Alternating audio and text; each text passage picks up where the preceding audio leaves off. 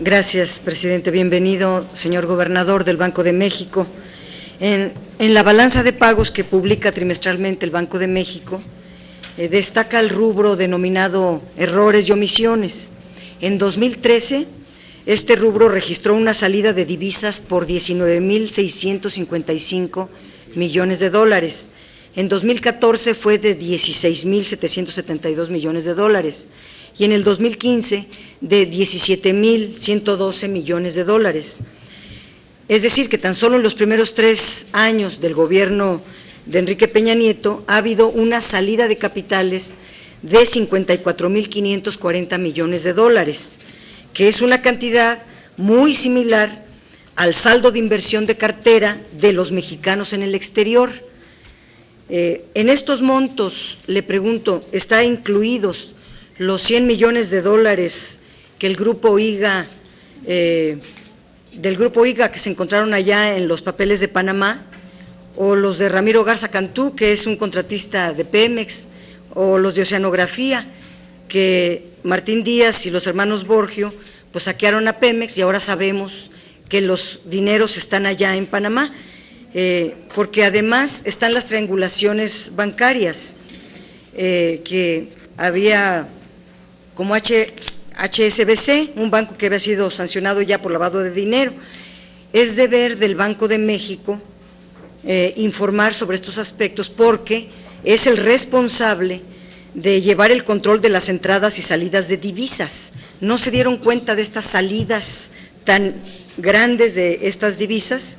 También al Banco de México le corresponde emitir alertas que cuando se están reportando operaciones inusuales.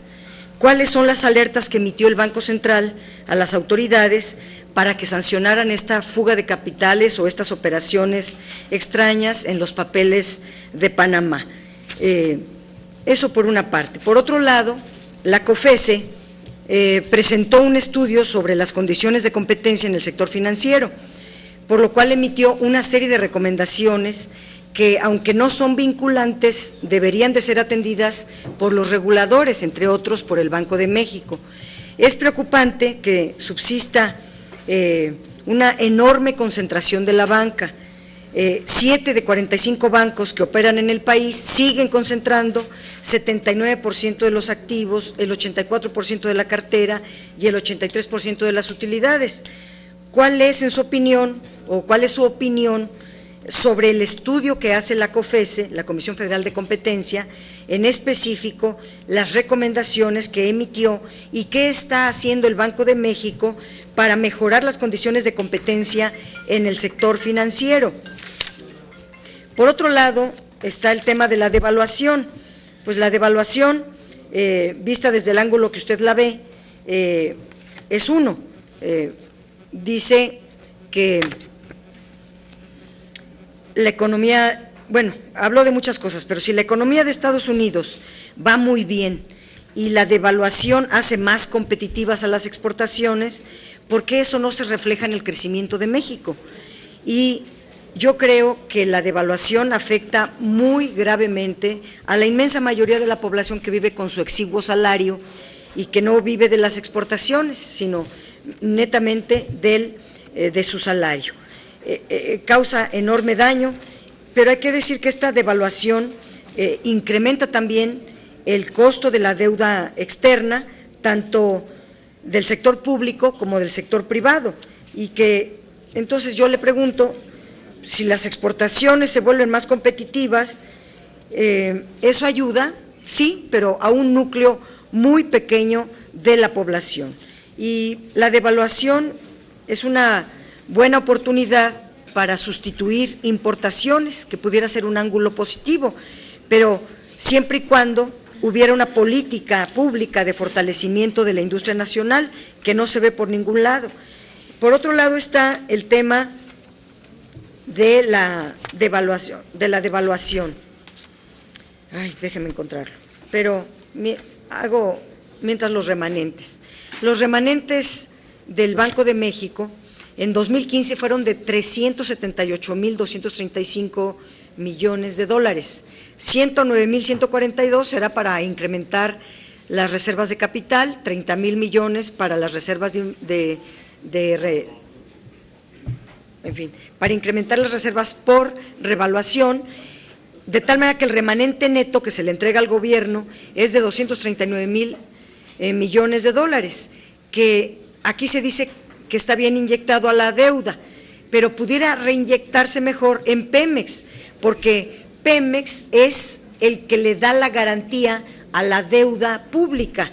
Sin Pemex ya no le van a dar la garantía al gobierno. Entonces sería mejor fortalecer Pemex para que sigamos teniendo garantía de obtener mayor o nuevos financiamientos.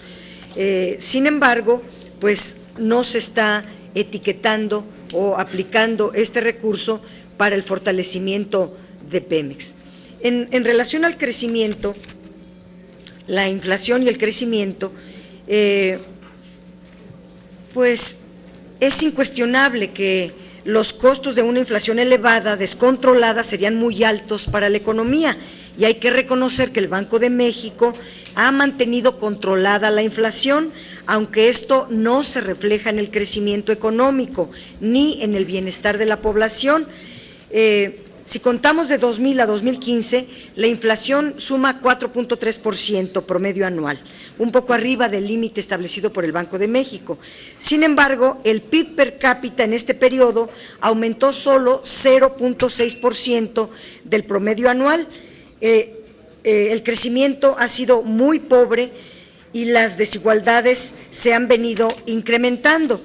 Usted dice que la economía de Estados Unidos está muy bien y que la devaluación hace más competitivas las exportaciones, pero esto no se refleja en una tasa de crecimiento.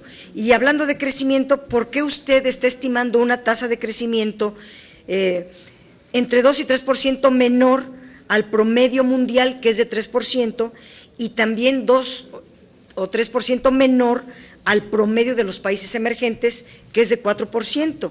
Si ustedes siempre se basan en esos índices para estimar la tasa de crecimiento. Ya sabemos que ustedes luego estiman una tasa de crecimiento, el gobierno sobre todo, y luego van mes a mes bajando sus estimaciones para acabar en un promedio de 1.2% para cerrar. Son otras preguntas las que yo quiero hacerle, me esperaré a una segunda ronda. Es cuanto, gracias.